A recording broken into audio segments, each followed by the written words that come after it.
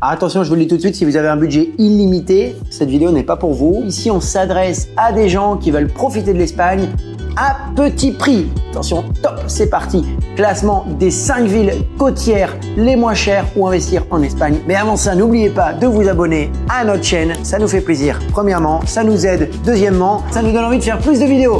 Alors abonnez-vous. On sait, la vie en Espagne, elle est déjà bien moins chère qu'en France. Mais là, on va pas vous parler du moins cher, on va vous parler du pas cher. On va parler du moins cher que pas cher. Les bons plans. Attention, on a sélectionné uniquement des villes en bord de mer.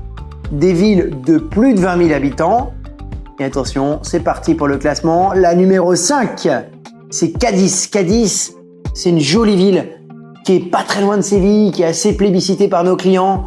Pourquoi? Eh ben parce que elle a beaucoup de charme. C'est une ville ancienne qui est la capitale de l'humour andalouse. Petite anecdote, petit fun fact. Et une ville qui a une croissance assez modérée. Sur cette dernière année, on était à 8% de croissance. Il faut compter 200 000 euros pour un 70 mètres carrés. 210 000 euros, on est à 3 000 euros du mètre. Et si vous aimez le surf, bah, sachez que Cadiz, c'est une ville qui est faite pour vous parce qu'apparemment, il y a des belles vagues, il y a beaucoup de surfeurs qui y vont. Vous allez me dire, bah oui, mais comme San Sebastián, sauf que San Sebastián, c'est la ville la plus chère d'Espagne. Donc le choix, il est vite fait. La question, elle est vite répondue. Numéro 4, c'est Torrevieja. Dans la province d'Alicante, Torrevieja, c'est une jolie petite ville. On a du sable à Torrevieja, on a plein de plages. Les alentours de Torrevieja aussi, vous avez des belles opportunités, des belles affaires à faire.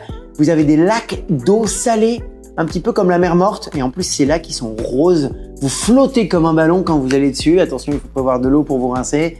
Mais surtout, Torrevieja, c'est la Costa Blanca Sud. C'est un microclimat pour 70 mètres carrés. Il faut compter à peu près, on est nettement moins cher, à peu près 2 000 euros du mètre.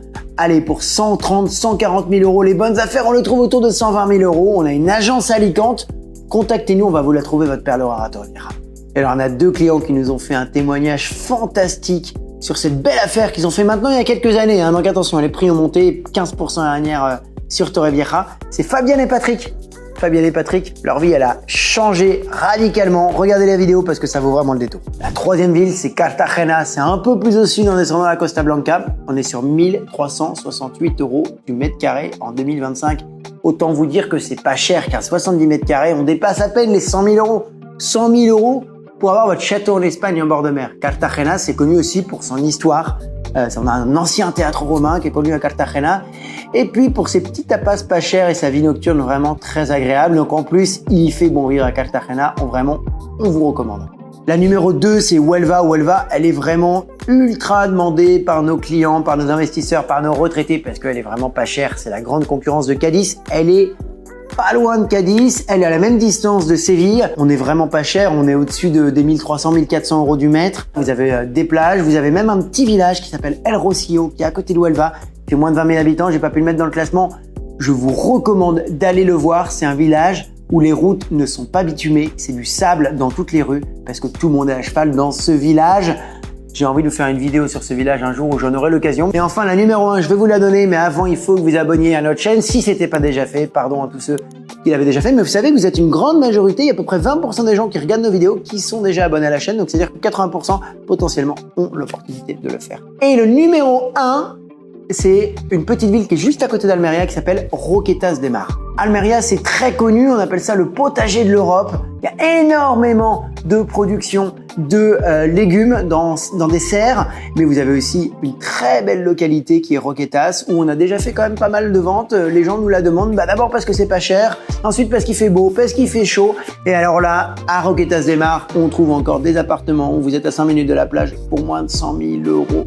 Pour moins de 100 000 euros, 99 000 euros, allez, peut-être, vous trouvez votre appartement en bord de plage. Et en plus, Almeria, à Roquetas de Mar, c'est dans un endroit privilégié. Vous êtes juste à côté d'un désert qui s'appelle le désert de Tabernas.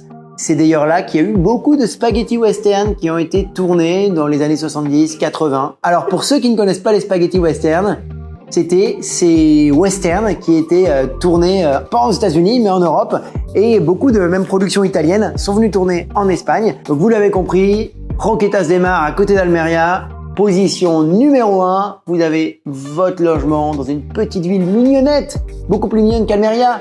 pour moins de 100 000 euros à côté d'un petit port. On a déjà vendu des logements là-bas qui étaient splendides. Merci d'avoir regardé cette vidéo. Merci de vous abonner à la chaîne. Et puis si vous aimez les top 5, on en a d'autres. On a les top 5 où investir, les top 5 des villes où passer sa retraite et les top 5 des villes où acheter une résidence secondaire. Si vous avez d'autres idées de top 5, d'autres choses que vous voulez savoir, vous nous le dites en commentaire. On les lit, on y répond. Merci d'avoir regardé la vidéo et à très bientôt.